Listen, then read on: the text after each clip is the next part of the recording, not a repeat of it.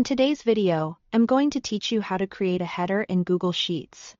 If you want your spreadsheet to look cleaner, more professional, and easier to read, adding a clear header is one of the best things you can do. A good header helps separate your column titles from the rest of your data, and it makes your sheet much easier to scan at a glance. Let's start with a quick and easy method using a built-in formatting tool in Google Sheets. First, select your header row. In most cases, this will be the first row of your spreadsheet where your column names appear. Once that row is selected, go up to the top menu. Click Format and then choose Alternating Colors. As soon as you do that, Google Sheets will apply a styled format to your selection. This instantly gives your header a more polished look, usually with a stronger color at the top and a cleaner layout across the rows below. It's a great option if you want something professional without spending time customizing every detail manually.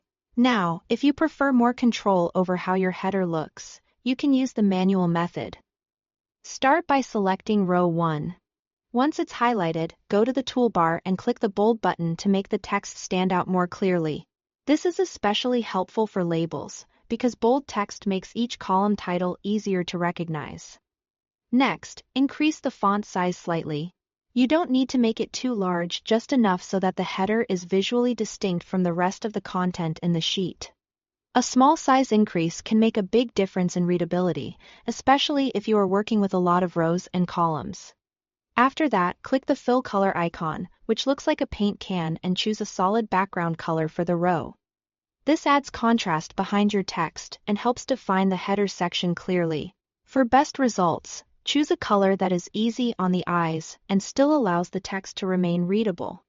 If needed, you can also make sure the text color contrasts well with the background. Both of these methods are simple, effective, and useful depending on how much customization you want. The alternating colors option is fast and automatic, while the manual method gives you more flexibility over the final appearance. Thanks for watching.